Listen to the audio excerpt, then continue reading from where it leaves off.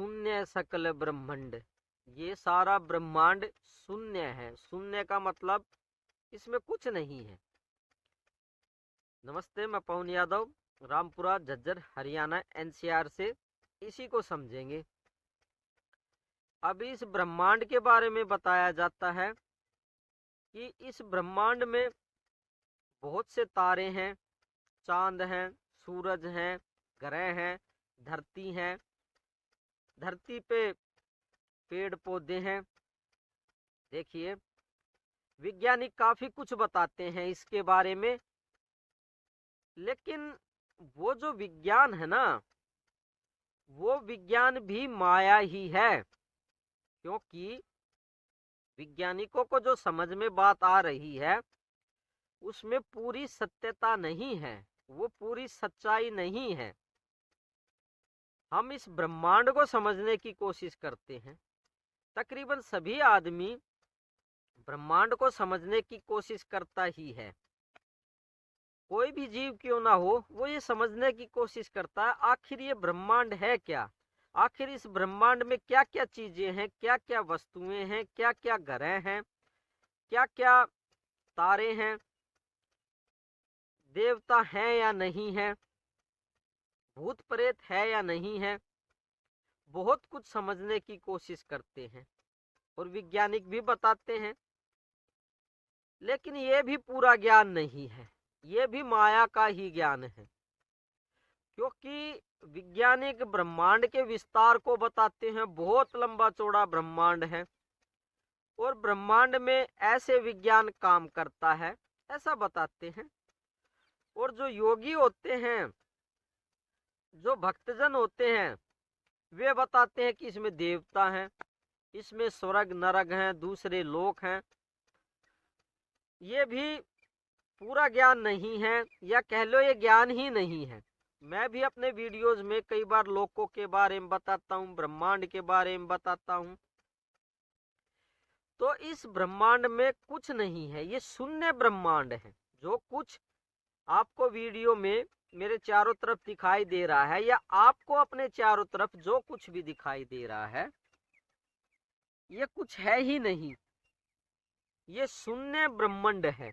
इसमें परमात्मा के सिवा अन्यथा कोई वस्तु नहीं है। अब इस बात को समझने के लिए आपको ब्रह्म ज्ञान प्राप्त करना पड़ेगा। आपके अंदर भगवान प्रकट होंगे तो यह बात आपकी समझ में बैठेगी, या आपकी बुद्धि में बैठेगी कि ये सारा ब्रह्मांड शून्य ही है, जीरो, कुछ नहीं है। और जो कुछ है ही नहीं, उसी को हम दिमाग से बार बार समझने की कोशिश करते हैं। कुछ लोग समाज का ज्ञान लेने की कोशिश करते हैं, समाज में कैसे रहना चाहिए, समाज में क्या तौर तरीके अपनाना चाहिए। ये भी ब्रह्मांड का ही ज्ञान है, समाज में का ज्ञान भी ब्रह्मांड में ही आ जाता है। इससे ऊपर वैज्ञानिक ग्रहों को समझने की कोशिश करते हैं कि किस ग्रह पे कौन सी धातु है, पानी है या नहीं, हवा है या नहीं, किस ग्रह पे गैस है या नहीं, कौन सी गैस है। ये सब कुछ बहुत कुछ समझने की कोशिश करते हैं। दूसरे ग्रह पे जीव है या नहीं। तो इस तरीके से काफी कुछ समझने की जरूरत नहीं है।